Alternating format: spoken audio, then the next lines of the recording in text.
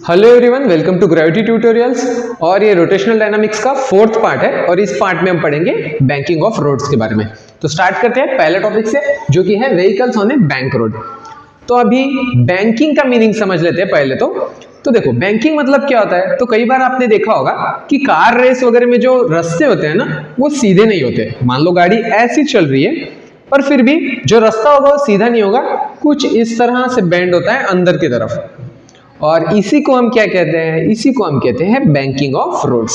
अब ये banking of roads बिल्कुल सिमिलर लगेगा आपको मौत के कुएं जैसा। बस डिफरेंस इतना है कि जब रोड्स बैंक किए जाते हैं तो थोड़ा सा ऊपर होता है, थोड़ा सा टिल्ट किया जाता है, जबकि मौत का कुआं जब बनाया जाता है तो अच्छा खासा टिल्ट होता है। आप समझ सकते हो कि 90 डिग्री के पास में ही उसका टिल्ट आ रहा है। तो इस केस में टिल्ट थोड़ा सा कम होगा। अब बैंकिंग ऑफ रोड की जरूरत कब पड़ती है? तो मान लो कि कुछ इस तरह का रास्ता हो जहां पे अक्सर बर्फ छाई हुई होती है या फिर बारिश गिर रही होती है। तो उस केस में जो रास्ता होगा वो कैसा होगा? स्लिपरी होगा। और स्लिपरी रोड्स पे फ्रिक्शन कम मिलेगा। जब फ्रिक्शन की अवेलेबिलिटी कम होती है तो हम क्या कर लेते हैं? रोड्स को बैंक कर लेते हैं। तो ये सेफ्टी के लिए होता है। तो उसी के अकॉर्डिंग्स में हम एक वैल्यू निकालेंगे जिसको बोलेंगे मोस्ट सेफ स्पीड। तो देखो, फ्रिक्शन तो हम यूज करेंगे, पर फ्रिक्शन का यूज कब आएगा? तो देखो, जैसे मान लो हम एक स्पेसिफिक स्पीड से चला रहे हैं तो उस केस में फ्रिक्शन का यूज नहीं आएगा। स्पीड अगर घटाओगे तो गाड़ी क्या होगी? नीचे फिसलने की कोशिश करेगी। धीरे गाड़ी चलाने पे रास्ते पे क्या होगी? मौत के कुएं में भी क्या होता था? नीचे आने की कोशिश करेगी। फ्रिक्शन ऊपर की डायरेक्शन में लगेगा। और बहुत तेजी से चलाओगे तो क्या होगा? तो गाड़ी ऊपर जाने की कोशिश करेगी, फ्रिक्शन नीचे लगेगा। इसलिए हम वो सेफ स्पीड फाइंड करने की कोशिश कर रहे हैं जब फ्रिक्शन बिल्कुल निग्लिजिबल लगे या जीरो ही लग जाए। और उसी को हम क्या कहेंगे? उसको हम मोस्ट सेफ स्पीड कहेंगे। चलो, तो उसका डेरिवेशन करते हैं। देखो, यहां पे हमारा रास्ता कुछ इस तरह से है और गाड़ी क्या हो रही है? ऐसे घूमते हुए आ रही है, ऐसे चल रही है। तो यहां पे हमारी गाड़ी रखी हुई है, उस पे कौन से फोर्स लग रहे हैं? तो यहां पे देखो, ये जो फोर्स है परपेंडिकुलर टू सरफेस कौन सा होता है? Normal reaction. और नॉर्मल रिएक्शन के हमने क्या कर दिए? दो पार्ट्स कर दिए।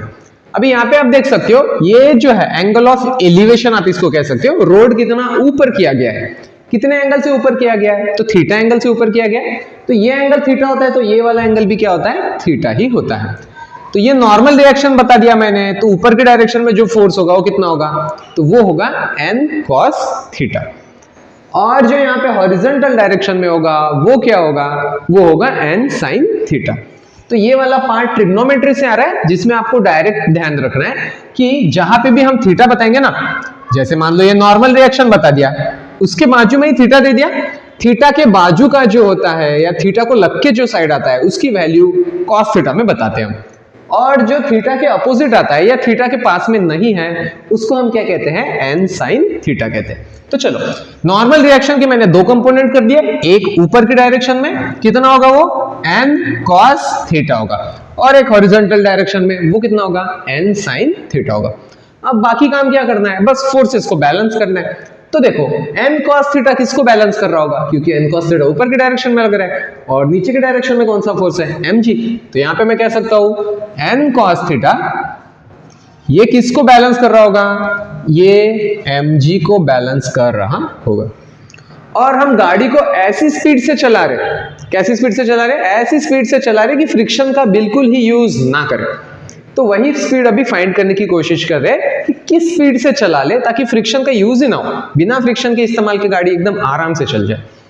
तो देखो, वो स्पीड को अभी हम फिलहाल v मान के चलते हैं। तो यहां पे मुझे पता है अंदर की डायरेक्शन में फोर्स कौन सा लग रहा है? n sin theta. और अंदर की डायरेक्शन में फोर्स लगने वाले फोर्स को हम क्या कहते हैं? वही होता है सेंट्रीपिटल फोर्स। तो यहां पे मैं वैल्यू लिखूंगा n sin थीटा, ये किसके बराबर हो जाएगा? तो ये हो जाएगा mv² डिवाइडेड बाय r के बराबर। अब क्या करना है मुझे? तो इक्वेशन नंबर इसको 1 समझो, इसको इक्वेशन नंबर 2 समझो। और इसको मैं क्या करूंगा? 2 को 1 से डिवाइड कर दूंगा। तो क्या मिलेगा? तो यहां पे मिलेगा n sin theta divided bye n cos theta. और इसकी वैल्यू किसके बराबर आ जाएगी? तो ये आएगी mv² डिवाइडेड बाय r। और डिवाइड किससे करना है? तो डिवाइड करना है mg से। तो ये mg डिवाइड बाय 1 है, तो इसको मैं मल्टीप्लीकेशन में ला दूं तो क्या होगा? तो मल्टीप्लाइड बाय 1 अपॉन mg। तो ये मैंने डायरेक्ट लिख दिया यहाँ पे mg। m और m कैंसिल हो जाएगा, क्या बचेगा यहाँ पे, n और n कैंसिल हो जाएगा, sine theta divide by cos theta कितना होता है, तो वो होता है tan थीटा। तो यहाँ पे मैं लिख रहा हूँ tan थीटा, और ये r और g बचा हुआ है जो जिसको मैंने इधर भेज दिया, r और g है, और ये वैल्यू आएगी v स्क्वायर के बराबर। तो v कितना आएगा, root under R G tan theta, ये वैल्यू आएगी। और ये कौन सी वैल्यू होगी, तो ये जो स्पीड की वैल्यू होगी ना, ये वैल्यू आएगी, कहलाएगी मोस्ट सेफ स्पीड, कि इतनी स्पीड से चलोगे तो फ्रिक्शन मान लो नहीं भी होगा तो भी आपकी गाड़ी बिल्कुल भी नहीं फिसलेगी। तो उसी हिसाब से ये जो रोड्स होते हैं जहां पे व्हीकल बहुत तेजी से चलते हैं या स्लिपरी सरफेस होता है, वहां पे इस स्पीड के हिसाब से रोड को डिफाइन किया जाता है या कंस्ट्रक्ट किया जाता है। और अगर इस केस में वेलोसिटी अगर हमें फाइंड पता हो, कि जैसे मान लो अभी F1 जो रेस चलते हैं उसमें हमें पता है गाड़ी मैक्सिमम कितने से चलते हैं, तो आप कह सकते हो कि 300 माइल्स पर आवर की स्पीड से चलते हैं। तो उस हिसाब से अभी हमें ट्रैक बिल्ड करना है, तो ट्रैक बिल्ड करने के लिए क्या पता होना चाहिए, थीटा पता होना चाहिए। तो थीटा को भी हम इसी फॉर्मूला से निकाल सकते हैं। तो यहाँ पे हम कहेंगे tan थीटा की वैल्यू कितनी है, तो tan थीटा की वैल्यू आप कह सकते हो v स्क्वायर डिवाइडेड बाय, ये rg उधर चले जाएगा, तो tan theta equals to v square divided by rg। या फिर थीटा कि रास्ते को कितना एलिवेट करना चाहिए, तो उसकी वैल्यू क्या आएगी, तो वो आएगी tan inverse of v square divided by rg। तो अगर हमें पता हो कि गाड़ी की मैक्सिमम स्पीड या एवरेज स्पीड कितनी है, कितनी स्पीड से गाड़ी चलानी है, रेडियस कितना है, कितना बड़ा मुझे ट्रैक बनाना है, और तीसरी चीज एक्सेलरेशन ड्यू टू ग्रेविटी, ये चीजें अगर पता हो तो मैं डिफाइन कर सकता हूं कि एंगल ऑफ एलिवेशन, रास्ता कितना ऊपर उठा हुआ होना चाहिए ताकि गाड़ियां एकदम सेफली चले। तो इसको पूरी तरह से F1 रेस में इस्तेमाल किया जाता है। या फिर आप जहां पे भी हाईवेज होंगे ना, तो हाईवेज के टर्निंग अगर होंगे तो वहां पे भी आप चेक कर सकते हो, सेंट्रल पार्ट में रास्ता थोड़ा सा ऊपर किया जाता है, उसके लिए भी इसी कैलकुलेशन का इस्तेमाल किया जाता है। तो नेक्स्ट पार्ट में हमें पढ़ना है स्पीड लिमिट के बारे में। तो यहाँ पे हमने प्रीवियस केस में देखा कि फ्रिक्शन का बिना इस्तेमाल करते हम सेफली चल सकते हैं, पर उसके लिए स्पीड हमारी क्या होनी चाहिए, एकदम एग्जैक्ट, वो जो हमने निकाली प्रीवियस केस में मोस्ट सेफ स्पीड, उस स्पीड से चलेंगे तो एकदम सेफली चल सकते हैं। और अगर थोड़ा धीरे चलेंगे तो क्या होगा, गाड़ी नीचे फिसलने की कोशिश करेंगी और उस केस में काम आ जाएगा फ्रिक्शन। वैसे ही अगर आप उस स्पीड से ज्यादा तेजी से चलोगे तो क्या होगा, गाड़ी ऊपर फिसलने की कोशिश करेगी, उस केस में भी वापस से क्या आ जाएगा, फ्रिक्शन काम में आ जाएगा। पर ऐसा नहीं है कि थोड़ी सी स्पीड बढ़ाए बराबर ही फिसलना स्टार्ट कर देगी, ऐसा तो नहीं होता है डे टू डे एक्सपीरियंस में। तो क्या होगा, फ्रिक्शन सपोर्ट करता है किसी एक लिमिट तक, आप धीरे धीरे स्पीड बढ़ा रहे हो पर गाड़ी उसी ट्रैक से चल रही है, ऊपर नहीं फिसल रही, एक लिमिट तक फ्रिक्शन सपोर्ट करेगा और उसी लिमिटिंग वैल्यू को हम फाइंड करने की कोशिश करेंगे जिसको हम कहेंगे मैक्सिमम स्पीड। वैसे ही अगर आप धीरे चलाना स्टार्ट करोगे तो एकदम से नहीं फिसल जाएगी, जैसे जैसे आप स्पीड कम करोगे फ्रिक्शन ज्यादा सपोर्ट करने लग जाएगा। एक लिमिट के बाद क्या होगा, हाँ फिर गाड़ी अंदर की तरफ फिसलना स्टार्ट कर देगी। उस केस में भी ऐसी एक स्पीड होगी मिनिमम स्पीड जिससे हम सेफली चल सकते हैं, उसकी भी वैल्यू हम यहाँ पे फाइंड करने की कोशिश करेंगे और उन्हीं दो स्पीड्स को हम कह रहे हैं स्पीड लिमिट। चलो तो यहाँ पे हम देख लेते हैं हमारी जो गाड़ी है वो क्या है, एक m मास का ऑब्जेक्ट है, उस पे नीचे की डायरेक्शन में कुछ mg फोर्स लग रहा है और यहाँ पे एंगल ऑफ बैंकिंग की दे रखा है कि रास्ता कितना बैंक किया गया है, तो थीटा एंगल से बैंक किया गया है।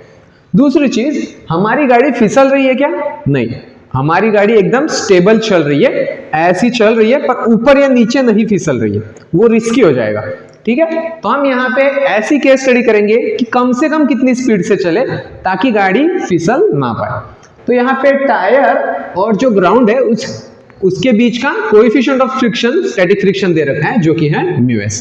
अभी देखो गाड़ी जब धीरे चलेगी, मौत के कुएं वाली सिचुएशन है, गाड़ी ऐसी चल रही है पर स्पीड कम कर दी तो क्या होगा, गाड़ी नीचे फिसलने की कोशिश करेगी और क्योंकि ऑब्जेक्ट नीचे फिसल रहा है फ्रिक्शन किधर लगेगा, तो फ्रिक्शन ऊपर लगने की कोशिश करेगी। तो देखो मैं बोल रहा हूं यहाँ पे फ्रिक्शन किस डायरेक्शन में लगेगा, फ्रिक्शन कुछ इस डायरेक्शन में लगेगा और उसकी वैल्यू जो होगी वो हम कह रहे हैं कि Fs इतनी फ्रिक्शन की वैल्यू होगी और यहाँ पे हम मैक्सिमम फ्रिक्शन इस्तेमाल कर रहे हैं, ये आपको ध्यान में रखना है। चलो वैसे ही ये जो फ्रिक्शन है इसके अगर मैं दो पार्ट्स कर दूं तो एक टुकड़ा ये इस तरफ लगेगा और दूसरा पार्ट किस तरफ लगेगा, कुछ इस तरफ लग जाएगा। तो अभी ये एंगल थीटा है, तो ये वाला भी एंगल कितना होगा, तो ये भी एंगल सेम थीटा होगा। तो यहां से देख के मैं बता सकता हूं इस डायरेक्शन में फ्रिक्शन की वैल्यू कितनी होगी, तो उसकी वैल्यू मैं कह सकता हूं थीटा के बाजू का है, कितना बताऊंगा, एफ एस कॉस थीटा। और वैसे ही ऊपर की डायरेक्शन में जो लग रहा होगा वो थीटा के बाजू का है क्या, नहीं दूर है उससे, तो उसके वैल्यू में कैसे बताऊंगा, वो बताऊंगा F S sine theta. Static friction लग रहा है क्योंकि ऊपर या नीचे मेरी गाड़ी फिसल नहीं रही है। वैसे ही इस डायरेक्शन में क्या लग रहा होगा, परपेंडिकुलर टू द सरफेस, क्या लग रहा होगा, तो लग रहा होगा नॉर्मल रिएक्शन। और हमने प्रीवियस केस से पढ़ा है कि ये एंगल थीटा है तो ये वाला एंगल थीटा होता है। तो नॉर्मल रिएक्शन की वैल्यू कितनी हो जाएगी, तो अपर डायरेक्शन में मतलब वर्टिकली अपर डायरेक्शन में कितनी हो जाएगी, तो वो आएगा n cos थीटा। वैसे ही इस डायरेक्शन में हॉरिजॉन्टल डायरेक्शन में नॉर्मल रिएक्शन का एक कंपोनेंट मैंने इधर ड्रॉ कर लिया है, उसकी वैल्यू कितनी आएगी, वो आएगी n sin थीटा। तो इस केस में मुझे क्या करना है, यहां पे मुझे मिनिमम स्पीड निकालनी है। तो मिनिमम स्पीड निकालना एकदम आसान है, ये सारे इक्वेशंस को हम बैलेंस कर लेते हैं और उसको सिंप्लीफाई करेंगे तो मिनिमम स्पीड यहां पे निकल आएगी। चलो तो ट्राई करते हैं। तो क्या फाइंड करना है, मुझे पता है कि ये वाला फोर्स ज्यादा तो नहीं हो सकता, एफ एस कॉस थीटा ज्यादा तो नहीं होगा। क्यों, क्योंकि मुझे पता है गाड़ी मेरी क्या कर रही है, ऐसी घूम रही है, मतलब अंदर के डायरेक्शन में फोर्स ज्यादा ही होगा। तो यहाँ पे मुझे बताना है कि एन साइन थीटा की वैल्यू ज्यादा होगी एफ एस कॉस थीटा से, इसलिए मैं अंदर की तरफ जो फोर्स लग रहा है उसकी वैल्यू मैं बताऊंगा N sine theta minus F S cos theta. ये वो फोर्स हो जाएगा जो अंदर की तरफ लग रहा है। और हम देख चुके हैं प्रीवियस केस से कि अंदर की तरफ लगने वाला फोर्स किसके बराबर होता है, तो वो सेंट्रीपिटल फोर्स के बराबर होता है। उसकी वैल्यू मैं यहां पे लिख दूंगा M V square divided by R. ये मेरी पहली वैल्यू आ गई, तो इसको आप दे सकते हैं इक्वेशन नंबर 1। दूसरा किस फोर्सेस को बैलेंस करना है मुझे, तो दूसरा मुझे इन फोर्सेस को बैलेंस करना है, वर्टिकल वाले। तो देखो mg के अगेंस्ट कौन कौन है, तो एफ एस साइन थीटा और एन कॉस थीटा, ये दोनों मिलके क्या कर रहे हो, mg को बैलेंस कर रहे हैं। तो यहां पे मैं लिख दूंगा नेक्स्ट है F S sine theta plus N cos theta equals to कितना हो जाएगा, तो ये वैल्यू आ जाएगी mg के बराबर। और इसको मैं बोल दूंगा इक्वेशन नंबर 2। अभी क्या करना है, v की वैल्यू हमें फाइंड करनी है। क्या करूं, इक्वेशन 1 को इक्वेशन 2 से डिवाइड कर लेते हैं, बस आंसर मिल जाएगा। तो यहां पे मैं डायरेक्ट कर रहा हूं M V square by R, और क्योंकि mg से डिवाइड करना है तो वैसे भी वो नीचे ही आएगा, into 1 upon mg equals to, इसकी वैल्यू कितनी आएगी, चलो तो यहां पे मैं n वाले टर्म्स पहले लिखने की कोशिश करूंगा। तो यहां पे मैं लिख रहा हूं इसकी value n sine theta minus F S cos theta, इसको डिवाइड मैं कर रहा हूं किससे, तो n वाली टर्म पहले लिख रहा हूं, इसी से डिवाइड करना है इक्वेशन 2 से। n वाली टर्म पहले लिख दी n कॉस थीटा, और दूसरी टर्म क्या है plus F S sine theta. चलो तो यहां तक तो हमने सिंप्लीफाई कर लिया। यहां पे मुझे बताना है कि एफ एस की वैल्यू हम प्रीवियस केसेस में भी कैलकुलेट करते थे, उसकी वैल्यू कितनी आती थी, तो वो आती थी F S equals to mu S into N. ये नॉर्मल रिएक्शन पर डिपेंड कर रही है और किस पर डिपेंड कर रही है, कोएफिशिएंट ऑफ स्टैटिक फ्रिक्शन पे। तो बस यही वैल्यू को हम यहाँ पे पुट करेंगे और इसको पूरी तरह से सिंप्लीफाई करेंगे। चलो तो इसको मैं लिख रहा हूं कुछ इस तरह से, m और m कैंसिल हो गया, क्या वैल्यू बताऊंगा, v square divided by R G equals to n sine theta minus F S क्या लिखूं, तो म्यू एस इंटू एन, और उसके किससे मल्टीप्लाई करना है, cos theta divided by N cos theta plus F S की वैल्यू क्या डालूंगा, mu S into N sine theta. अभी मुझे दिख रहा है सब में n है, पहले टर्म में n है, दूसरे में, तीसरे, चौथे, सारे टर्म्स में n है। सब में से n लेके क्या कर दूंगा, मैं कैंसिल कर दूंगा। ऊपर से n कॉमन ले लिया, हर एक टर्म में से नीचे से ले लिया, क्या हो जाएंगे, कैंसिल हो जाएंगे। तो ये n ये n ये n ये n कॉमन लेके कैंसिल किया। उसके बाद क्या करूंगा, नीचे और ऊपर दोनों तरफ न्यूमरेटर और डिनोमिनेटर को मैं cos थीटा से डिवाइड कर रहा हूं। तो अभी देखो क्या आता है, तो यहां पे अगर sin थीटा को cos थीटा से डिवाइड किया तो क्या आता है, sin theta divide by cos theta tan theta, तो ये आएगा tan थीटा माइनस n तो कैंसिल हो चुका है, mu S cos theta divide by cos theta क्या होगा 1 हो जाएगा, तो ये बचेगा सिर्फ mu S divided bye cos theta divide by cos theta क्या हो जाएगा, क्योंकि न्यूमरेटर डिनोमिनेटर दोनों को cos थीटा से डिवाइड करना है, यहाँ पे भी cos theta divide by cos theta क्या हो जाएगा, तो y की वैल्यू आएगी 1 लिख दिया मैंने इसको, प्लस n तो कैंसिल हो चुका है, म्यू एस बचा है तो म्यू एस लिख दिया, और sin theta divide by cos theta क्या हो जाएगा, तो वो होगा tan थीटा, ये वैल्यू आ गई कुछ इस तरह से tan थीटा।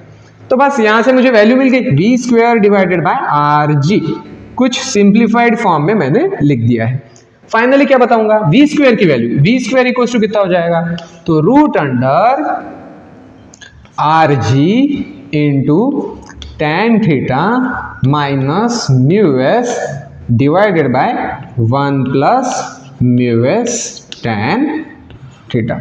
तो कुछ इस तरह से हमने यहाँ पे ये वाली वेलोसिटी की वैल्यू निकाली है, और ये कौन सी वेलोसिटी होगी, और क्योंकि फ्रिक्शन ऊपर के डायरेक्शन में लग रहा है, गाड़ी नीचे आने की कोशिश कर रही है, तो ये वाली मिनिमम वेलोसिटी होगी, तो ये वैल्यू होगी v min। वैसे ही सिंपली इसी तरीके से सिर्फ फ्रिक्शन को हमें क्या करना पड़ेगा, नीचे लेना पड़ेगा, तो हमें कौन सी वैल्यू मिल जाएगी, तो उस केस में हमें वेलोसिटी मिल जाएगी, मैक्सिमम कितनी वेलोसिटी होगी वो मिल जाएगी। तो यहाँ पे मैक्सिमम वेलोसिटी के फॉर्मूला में इसी से रिलेटेड है, आपको सेम टाइप से डिराइव करना है। आंसर क्या आएगा, तो आंसर लिख सकते हो आप v max equals to root under R G, और जहां पे भी यहाँ पे प्लस आ रहा है, दो टर्म्स के बीच में प्लस को माइनस से रिप्लेस कर देना है, माइनस की जगह प्लस रखना है, बस इतना ही करना है। तो यहाँ पे ये वैल्यू आएगी आर जी tan थीटा, यहाँ पे माइनस है तो प्लस लिख दूंगा मैं, म्यू एस डिवाइडेड बाय ये वैल्यू आएगी 1 minus mu S tan theta. तो कुछ इस तरह से ये v max की वैल्यू आ जाएगी कि मैक्सिमम वैल्यू आप कितनी वेलोसिटी से चल सकते हो ताकि आपकी गाड़ी ना फिसले, जब फ्रिक्शन की वैल्यू कितनी है, म्यू एस है, एंगल ऑफ बैंकिंग कुछ थीटा दे रखा है। तो इस तरह से यहाँ पे हमने ये maximum and minimum values find कर लिए। अब यहाँ पे एक चीज खास है, मान लो कि म्यू एस की जो वैल्यू है ना, म्यू एस की वैल्यू अगर cot थीटा के बराबर आ जाए, कुछ कर लिया हमने एडजस्टमेंट जिसकी वजह से म्यू एस की वैल्यू cot थीटा आ रही, तब क्या होगा, if mu S equals to cot theta, अगर कुछ इस तरह से हो जाए, म्यू एस की वैल्यू cot थीटा हो जाए, और cot theta into tan theta कितना होता है 1 माइनस 1 कितना हो जाएगा 0, अगर डिनोमिनेटर में 0 आ जाए तो ये वेलोसिटी की वैल्यू कितनी हो जाएगी, तो ये मैक्सिमम वेलोसिटी की वैल्यू इंफिनिटी हो जाएगी। तो यहाँ पे मुझे बताना है v max इक्वल्स टू कितना आएगा, इंफिनिटी। तो इनफाइनाइट स्पीड से चलोगे तभी भी गाड़ी आपकी स्लिप नहीं करेगी, ये बहुत अच्छी बात है। अभी देखो ऐसा तो नहीं है कि म्यू एस की वैल्यू हमेशा cot थीटा से मैच करेगी, क्यों, क्योंकि cot थीटा तो 1 से लेके इंफिनिटी तक चल सकता है, पर म्यू एस की वैल्यू कोएफिशिएंट ऑफ फ्रिक्शन जो है वो तो इंफिनिटी तक नहीं चल सकता, वो सिर्फ 0 से 1 के बीच में वैल्यू आती है। तो म्यू एस की मैक्स टू मैक्स वैल्यू कितनी होती है, तो मैक्सिमम वैल्यू आएगी म्यू एस की म्यू एस इक्वल्स टू 1, ये उसकी मैक्सिमम वैल्यू होती है। अभी देखो म्यू एस की वैल्यू अगर मैंने 1 ले ली तो क्या होगा, तो यहाँ पे हमें पता चल गया कि इफ एंगल मेरा जो थीटा है वो कितना होना चाहिए, 45 या 45 से ज्यादा होना चाहिए, if theta greater than 45 degree, ठीक है, म्यू एस 1 है, थीटा क्या है 45 से ज्यादा है, तो क्या मिलेगा मुझे, v max की वैल्यू वापस से मुझे इंफिनिटी मिल रही है। तो इस तरह से हमने यहाँ पे फाइंड कर लिया कि थीटा अगर 45 से ज्यादा हो और म्यू एस की भी स्पेसिफिक वैल्यू होनी चाहिए, 1 होनी चाहिए, तो क्या होगा, मैक्सिमम हम कितनी भी स्पीड से चलाएंगे हमारी गाड़ी ऊपर की तरफ कभी नहीं फिसलेगी, ठीक है। तो इस तरह से हमने ये डेरिवेशन कर लिया, और इसी डेरिवेशन की बेसिस पे अभी हम नेक्स्ट एक न्यूमेरिकल को सॉल्व करेंगे। एग्जांपल नंबर 3 है पेज नंबर 7 से, A racing track of curvature 9.9 metre is banked at tan inverse of 0.5, coefficient of static friction between the track and the tires of the vehicle is 0.2, determine the speed limits within 10% margin। तो question में given data कुछ इस तरह से दिया है, radius दिया है 9.9, थीटा दे रखा है tan इनवर्स ऑफ 0.5, इसका मतलब क्या होता है, tan थीटा की वैल्यू हम 0.5 पुट करेंगे, म्यू एस दे रखा है 0.2 और 10% मार्जिन से हमें बताना है, मतलब मिनिमम वैल्यू जो भी होगी उससे 10% ऊपर करना है, और जो भी मैक्सिमम वैल्यू आएगी उससे 10% हमें कम करके वैल्यूज बताने। तो यहाँ पे डायरेक्टली फॉर्मूला अप्लाई करते हैं, v मिनिमम, ये वैल्यू क्या आएगी, v minimum equals to root under R G tan theta minus mu S divided by 1 plus mu S tan theta. तो इसको हमें सॉल्व करना है और क्या निकालनी है, मिनिमम वेलोसिटी। तो क्या करेंगे, रूट में वैल्यू डालेंगे एक एक। तो रूट अंडर आर कितना है 9.9, जी की वैल्यू कितनी ले लेते हैं, तो सिंप्लिसिटी के लिए इसको हम 10 ले लेते हैं, इनटू ये सारी चीज tan थीटा की वैल्यू कितनी है 0.5 माइनस म्यू एस कितना है, तो वो है 0.2 divided by 1 plus mu S की वैल्यू कितनी पुट करनी है, तो वापस वो है 0.2 और ये आखिरी वैल्यू क्या है tan थीटा मतलब 0.5। इसको सॉल्व करना है। अगर इसको सिंप्लीफाई करेंगे तो इसकी वैल्यू आएगी रूट अंडर 27। जो आगे जाके अगर इसका हम रूट निकालेंगे तो रूट की वैल्यू कुछ इस तरह से आएगी, रूट 27 आता है 5.196। अभी हमें इसको क्या करना है, 10% का मार्जिन देना है, क्योंकि मिनिमम वैल्यू निकाली थी, इसको 10% बढ़ाना है। तो 10% कैसे बढ़ाएंगे, तो 5.196 इंटू 1.1, आप ऐसे भी कर सकते हो 110 डिवाइडेड बाय 100। तो इसको मैंने 10% का मार्जिन दे दी और इसकी वैल्यू अगर आप कैलकुलेट करोगे तो ये आएगा 5.716 मीटर्स पर सेकंड। तो कुछ इस तरह से हमने सॉल्व करके क्या निकाल लिया, फर्स्ट वैल्यू। नेक्स्ट हमें निकालना है मैक्सिमम वेलोसिटी। मैक्सिमम वेलोसिटी के लिए similar formula, V max equals to क्या फॉर्मूला आएगा, root under R G tan theta. यहां पे मुझे क्या करना है, जहां पे भी मैंने माइनस रखा है प्लस रखा है, tan theta plus mu S divided bye, और यहां पे क्या रखा है प्लस रखा है तो माइनस रख दूंगा, 1 minus mu S tan theta. यहां पे भी बस वैल्यूज पुट करने हैं, रूट अंडर आर की वैल्यू 9.9 है, इंटू जी की वैल्यू 10 पुट करेंगे, इंटू tan थीटा कितना है, तो ये 0.5 है, प्लस म्यू एस कितना है 0.2 है, और डिवाइड करना है 1 माइनस 0.2 इंटू 0.5 से। बस इसको सिंप्लीफाई करेंगे तो इसका भी आंसर आ जाएगा। तो इसकी वैल्यू आती है सिंप्लीफाई करने पे रूट अंडर 77, और रूट लेने के बाद इसकी वैल्यू आती है 8.77 मीटर्स पर सेकंड। अब क्योंकि ये मैक्सिमम वैल्यू है, हम इस स्पीड से नहीं चला सकते, इससे 10% स्पीड क्या करेंगे, कम कर देंगे। तो इसका मतलब 10% स्पीड कम करना मतलब क्या, 8.77 इंटू 0.9 के फैक्टर से हम मल्टीप्लाई कर देंगे। तो इसका आंसर आएगा 7.89 मीटर्स पर सेकंड। तो कुछ इस तरह से हमने यहाँ पे ये पार्ट नंबर 4 को कंप्लीट किया है। इसके नेक्स्ट पार्ट में हम आगे जो भी टॉपिक आएगा उसको हम कंप्लीट करेंगे। Thank you everyone.